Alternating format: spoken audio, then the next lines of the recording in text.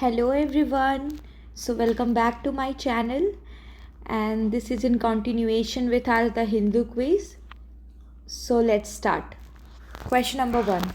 Which state in India is under the president rule right now? कौन सा state है India का जो अब प्रेसिडेंट रूल के अंडर आ गया है, जहाँ अभी recently president rule is applied? कौन सा state? So already know it's very much in news for the last 2 years. So कौन सा स्टेट है? मणिपुर. फाइनली मणिपुर में प्रेसिडेंट रूल जो है वो अप्लाई हो चुका है. Let's understand the reasons. 4 days after Manipur chief minister N Biren Singh resign. Manipur के चीफ मिनिस्टर कौन थे जो रिज़ाइन किए? एन बीरेन सिंह. ओके. एंड ये कौन से पार्टी से थे? BJP candidate. President rule was impose on 13th Feb को यहाँ प्रेसिडेंट रूल इम्पोज हो गया in Manipur due to the failure of. अब क्यों होता है प्रेसिडेंट रूल? जब वहाँ पे कॉन्स्टिट्यूशनल जो होता है वो कॉन्स्टिट्यूशनल फेलियर हो जाता है कि वर्किंग द स्टेट का जो वर्किंग है वो कॉन्स्टिट्यूशनल मशीनरी, कॉन्स्टिट्यूशन के थ्रू वो स्टेट वर्क नहीं कर पा रहा है by the particular government and all, तो फिर वहाँ पे प्रेसिडेंट रूल इम्पोज होता है and the chief minister has resigned also. So finally the president rule under article 356 Manipur में इम्पोज हो गया है and it can be extended to maximum period of 1 year. और उसके बाद फिर ये थ्रू पार्लियामेंट उसके अप्रूवल के 6 month के लिए 3 years तक आप इंक्रीज किया जा सकता है इसको. So that's the rule. इसमें जो है स्टेट असेंबली फ्रीज नहीं होती है. तो मणिपुर की जो स्टेट असेंबली है वो तो अभी 6 month से ज़्यादा टाइम उसका ब्रीच हो गया. Already we have studied in the back quizzes कि उसका 6 month से ज़्यादा टाइम पीरियड ब्रीच हो चुका है from the last meeting to the new session meeting का. सो ये भी एक कॉन्स्टिट्यूशनल फेलियर है क्योंकि ये नहीं होना चाहिए according to the rule. Maximum gap जो होता है वो 2 मीटिंग का फ्रॉम द लास्ट असेंबली से जो नेक्स्ट असेंबली की जो फर्स्ट मीटिंग होती है उनके बीच में मैक्सिमम गैप हो सकता है 6 month का, जो कि और ज़्यादा हो चुका है. So that was also breach. तो ये सब मणिपुर के कॉन्टेक्स्ट में है. Next question. Free movement regime which was brought in place in 1968. Free movement regime जो है वो 1968 में लाया गया था क्योंकि एथनिक एंड फैमिलियल रिलेशंस है between people on either side. Either side मतलब ये किसके रिस्पेक्ट में बात की जा रही है? Myanmar and India. They are sharing the borders. तो उनके बीच में ये फ्री मूवमेंट regime था ब्रॉड बाय द गवर्नमेंट. क्यों लाया गया था? Because of the ethnic and familial relations.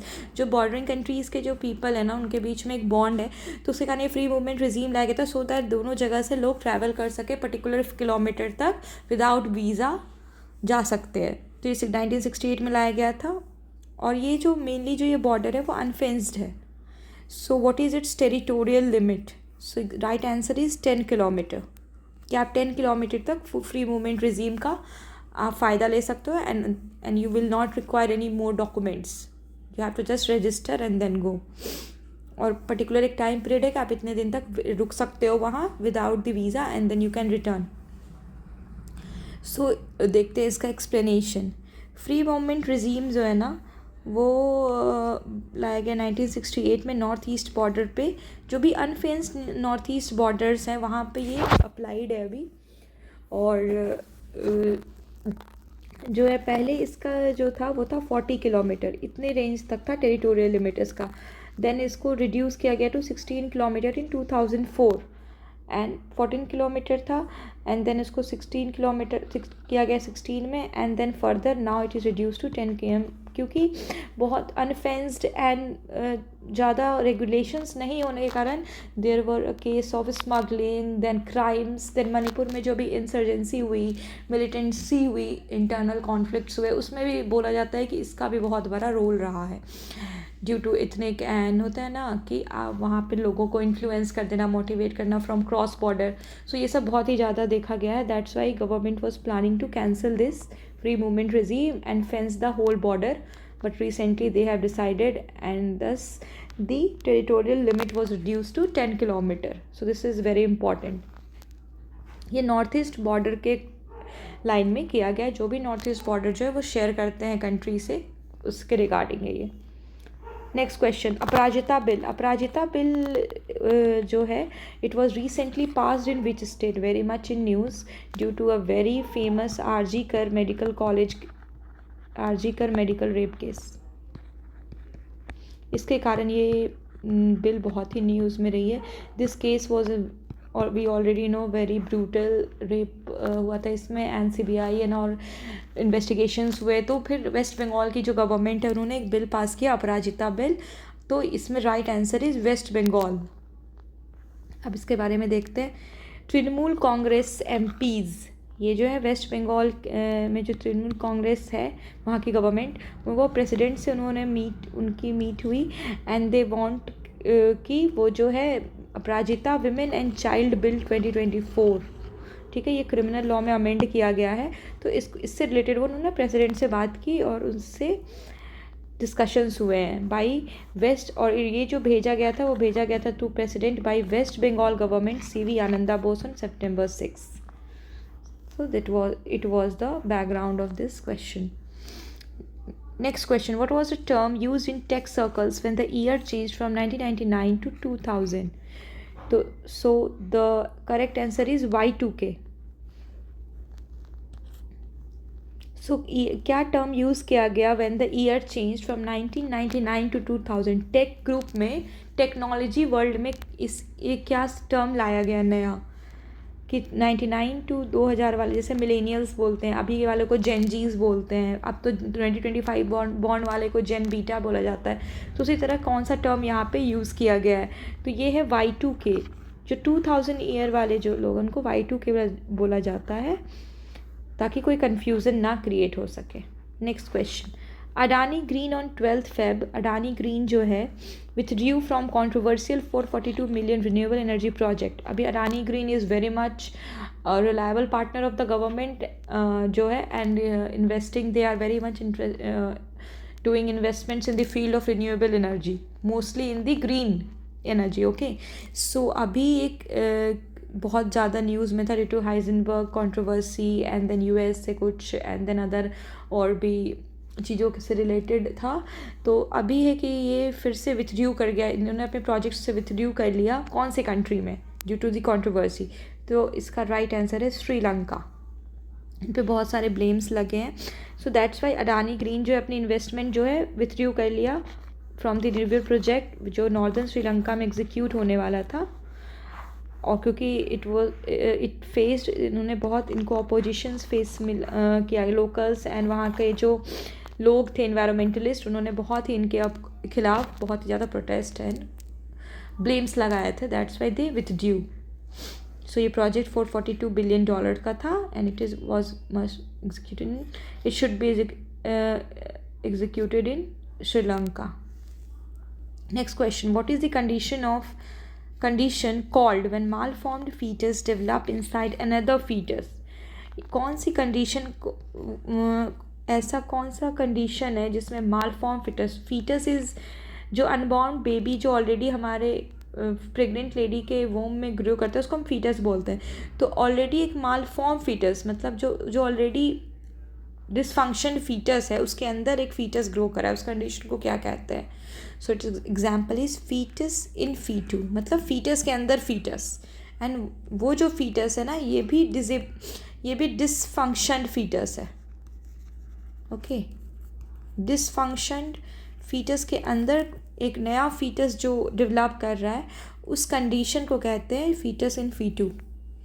In January 2025 Buldhana district Maharashtra में डिटेक्ट किया गया ये rare case fetus in fetu का in pregnant women. It was a rare case. और ये कंडीशन तब होता है जब मालफॉर्म फीटस जो है वो एक दूसरे फीटस के अंदर डेवलप कर रहा होता है। Next question, democratic republic of Congo is home to this mineral. ठीक है, DRC जो है, where is this country? It is in Africa. ठीक है, अभी यहाँ पे बहुत ज़्यादा क्या हो रहे हैं, कॉन्फ्लिक्ट्स हो रहे हैं। M23 रिबल के बारे में भी न्यूज़ में चल रहा है। तो वहाँ पे इनका अभी जो है ये अभी वहाँ पे बहुत ज़्यादा, ये एक मिलिटेंट ग्रुप है जो वहाँ पे गवर्नमेंट से एंड उनकी टेंशन्स चल रही है, और जिसके कारण बहुत सारे सिविलियंस की जान भी जा चुकी है। सो डेमोक्रेटिक रिपब्लिक कॉन्गो जो है वो इस मिनरल का होम है। ऑलमोस्ट 40% ऑफ ग्लोबल सप्लाई जो है वो यहीं से जाता है इसमें, इसका, इस मिनरल का, और इसके ओर को से हम टैंटलम बनाते हैं। तो ये कौन सा मिनरल है? तो it's right answer is coltan. So right answer क्या है इसका? Coltan. Coltan is a mineral ore जो सबसे ज़्यादा पाया जाता है DRC में। Rich, Congo is rich in that coltan mineral, और यहाँ से इससे टैंटलम भी बनता है, और it plays important role in the global supply because 40% यहीं से सप्लाई होता है। कॉल्टन, जस्ट रिमेंबर, टैंटलम और बनते हैं इससे। Next question, what is India's target for bilateral trade with the US by 2030? India का टारगेट क्या है फॉर बायलैटरल ट्रेड? अभी US के प्राइम मिनिस्टर, प्रेसिडेंट जो है Donald Trump, and then Indian prime minister की मीटिंग हुई, एंड उनके बीच बहुत सारी डील्स फाइनलाइज हुई, बहुत सारे टॉक्स इनिशिएट किए गए। सो मेजर वाज मिशन 500, एक बहुत इंपॉर्टेंट चीज़ पे डीलिंग हुई है उनकी। What is this mission 500? It is $500 billion का ट्रेड इंश्योर करने के लिए between US and India, bilateral trade को प्रपोज किया गया है। So this is $500 billion, right answer. Joint statement US और इंडिया का निकला है, जिसमें defence, trade, energy, technology, multilateral corporation and people to people trade, in fields पे बहुत सारी चीज़ें डिस्कस हुई, इनिशिएटिव्स लिए गए, and they agree to double their bilateral trade to 500 billion तक अपने ट्रेड को ले जाना चाहते हैं India and US by 2030। That's why it's called mission 500। Okay, and इसमें ये सारे सेक्टर्स इन्वॉल्व हैं जहाँ जहाँ इंडिया एंड US कोलैबोरेट कर रही है एक दूसरे से। Next question, what measure has Manipur taken to combat extortion? Manipur में बहुत ज़्यादा क्राइम्स बढ़ चुके हैं, different crimes, internal conflict, extortion, rape, then misinformation, smuggling, drugs, सब बहुत कुछ है। सो क्या किया गया मणिपुर में? कौन सा ऐसा मेजर लिया गया टू कॉम्बैट एक्सटॉर्शन? तो इसके लिए एक integrated extortion anti extortion cell develop किया गया है मणिपुर में। It is the correct answer by the government. As president rule commenced, जैसे ही यहाँ पे president rule स्टार्ट हुआ in Manipur from 14th Feb, okay, police officials जो है वो अगेंस्ट एक्सटॉर्शन अपना जो है वो ज़्यादा इंटेंसीफाई कर दी अपनी रेगुलेशंस को, जिसमें कोई भी पॉलिटिकल इंटरफेरेंस, एक्चुअली जब प्रेसिडेंट रूल लागू है तो डायरेक्ट कंट्रोल हो जाता है सेंटर का ऑन दैट स्टेट, तो वहाँ पे आपकी लोकल पॉलिटिक्स इंटरफेयर नहीं कर सकती है। So then government have more easy and more regulative way to what reduce that conflict, और they can bring peace in that region. So इसके लिए वहाँ की police officials more actively involve हुई to combat the ethnic violence जो erupt हुआ था May 3, 2023 में। एंड मणिपुर गवर्नमेंट जो है वो 26 जनवरी को इस्टेब्लिश किया था dedicated integrated anti extortion cell under, so that law and order को जो है वो मेंटेन किया जा सके स्टेट में। इसके लिए 26 जनवरी को ये लाया गया था in Manipur. Next question, what name will BJP will give to Delhi's mohalla clinic? Delhi में जो आप गवर्नमेंट के अंदर दिल्ली मोहल्ला क्लिनिक जो एक इनिशिएटिव था by the AAP government, and it was functioning properly in many of the areas.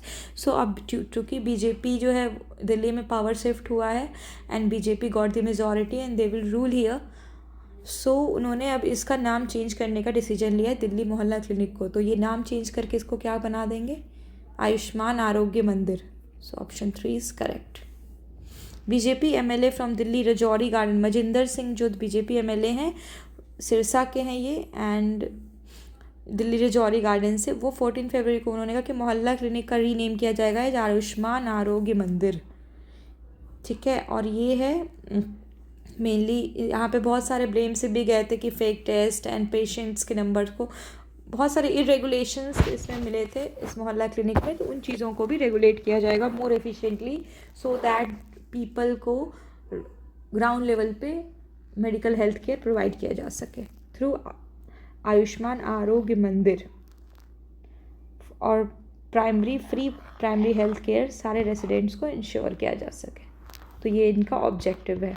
Next question, what major political change is expected in Bangladesh? Bangladesh में ऑलरेडी बहुत सारी चेंजेस आई है, बट अभी रिसेंट न्यू चेंजेस जो है वो है formation of new political party. So अब इसका एक्सप्लेनेशन देखते हैं। बांग्लादेश जो है will soon witness the birth of new political party.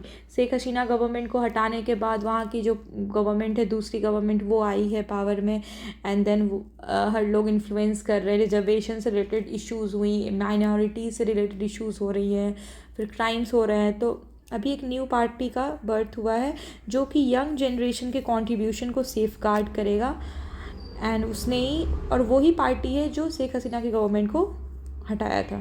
Nahid इस्लाम जो है सीनियर, जो अभी इंटरिम गवर्नमेंट है वहाँ की, उसके एक ऑफिशियल है, उन्होंने ये कन्वे किया कि नया पॉलिटिकल पार्टी लॉन्च होगा, एंड देन वहाँ के यूथ के साथ उनकी इम्प्रूवमेंट की जाएगी, and then India and Bangladesh के टॉप को के जो ऑफिशियल टॉक्स है उसको भी इंश्योर किया जाएगा। सो this was the background of this question. Next, who leads the panel to select India's chief election commissioner? Who leads the panel? Chief election commissioner जो है ना, उसके पैनल को कौन लीड करता है? सिलेक्शन कमेटी होती है एक, ओके। इस सिलेक्शन कमेटी को कौन लीड करता है, और ये सिलेक्शन कमेटी ही फिर चूज़ करती है कि कौन होगा चीफ इलेक्शन कमिश्नर। सो इस सिलेक्शन कमेटी को ये 3 मेंबर कमेटी होती है, एंड इसको लीड करते हैं हमारे प्राइम मिनिस्टर। सो इस मेंबर में कौन कौन होता है? PM, then home minister and leader of opposition. ये 3 होते हैं, जिसमें प्राइम मिनिस्टर जो है इसको हेड करता है। So chief election commissioner Rajiv Kumar जो है वो अब रिटायर हो जाएंगे on 18 Feb। 3 member selection committee जो है वो prime minister Narendra Modi lead करते हैं, जो कि हमारे प्राइम मिनिस्टर हैं। सो अब उनको एक नया सक्सेसर पिक करना है चीफ इलेक्शन कमिश्नर के रूप में। जो अदर 2 मेंबर्स हैं इसके, वो कौन से हैं? तो वो है leader of opposition Rahul Gandhi and union home minister Amit Shah. ये भी सिलेक्शन कमेटी के मेंबर हैं। सो इसीलिए ये मीटिंग हुई है, सो दैट हम अपने नेक्स्ट जो चीफ इलेक्शन कमिश्नर हैं उनको चूज़ कर सकें। Next question.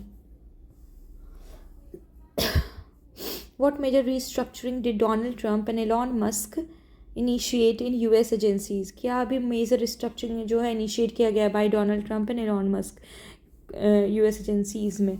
मास ले ऑफ इन फेडरल डिपार्टमेंट्स, सब ये है करेक्ट आंसर इसका। बहुत सारे ले ऑफ्स किए गए इन federal department, so that more efficiency in the government can B insured, और थोड़ी सी चेंज भी किए गई है सो दैट ज़्यादा इजी हो सके रेगुलेट करना। तो वही है, thousands of workers who handle everything from securing the Nations nuclear weapon से लेकर के मिलिट्री के वेटरन्स, सब उन लोगों को ले ऑफ किया गया, मास ले ऑफ हुआ है और उनकी जॉब चली गई है, क्योंकि जो फेडरल गवर्नमेंट है अकॉर्डिंग टू ट्रंप वो बहुत ही ज़्यादा fraud and prone to waste थी। बहुत सारा ज़्यादा गवर्नमेंट की वहाँ पे क्या कहते हैं वेस्ट ऑफ मनी हो रहा था। So that's why government has agreed to regulate it in a more efficient way, so that government can be maximum governance can be ensured. Next question, under what condition will Zelensky agree to meet Putin? Zelensky जो कि Ukrainian president है, वो Putin जो Russian, इन दोनों के बीच war हो रहा है, तो किस कंडीशन पे ये अग्री हुए हैं पुतिन से मीट करने के लिए? सो इसका राइट आंसर है common plan he will only agree to meet in person with Russian leader after a common plan. ये है second option, after negotiating a common plan with Trump. Trump जो है इन दोनों के बीच में मीडिएटर का रोल कर रहे हैं, सो दैट एक कॉमन प्लान पे निगोशिएट किया जा सके थ्रू US प्रेसिडेंट ट्रंप, क्योंकि सो दैट ये जो कॉन्फ्लिक्ट है वो एंड हो सके, एंड देन ग्लोबल डिस्टर्बेंस जो क्रिएट हो गई है ना सप्लाई चेन, वो सब चीज़ें ठीक की जा सके। So this was the answer. Next question, what major technology project in Bangladesh negotiating with Elon Musk? Bangladesh government जो है वो कौन सा इम्पॉर्टेंट प्रोजेक्ट निगोशिएट कर रहा है with Elon Musk? So it is Starlink satellite internet is the right answer. Starlink satellite internet service जो है ना, उसका बांग्लादेश जो है 121st मेंबर बन गया है। Member country. सो यही इसी पे निगोशिएशन चल रही है इन दोनों के बीच में, बांग्लादेश एंड इलॉन मस्क के बीच में। On Feb 14th, asked tech billionaire Elon Musk to bring satellite internet service Starlink to the South Asian country, ताकि उनके भी कंट्री में इससे इंटरनेट सर्विस जो है वो रेगुलेट किया जा सके। So this was all for today, जिसमें हम 15 एंड 16 के करंट अफेयर्स के क्विज जो है द हिंदू क्विज, उसको सारे उनके सारे क्वेश्चंस कंपाइल्ड हैं। I hope you guys liked it, और अच्छे क्वेश्चंस हैं सारे, important and very much in connection with the current news scenario जो चल रहा है nationally and globally. So do revise all these questions because ये जो है हेल्प करेंगे आपको अपकमिंग एग्जाम्स में, and I am very much in sure कि इससे क्वेश्चंस पूछे जाएंगे। सो आई होप कि I am helping you guys, खुद के साथ आपकी भी मैं हेल्प कर रही हूँ। So will be back with again next video. Till then thank you, good night, bye bye.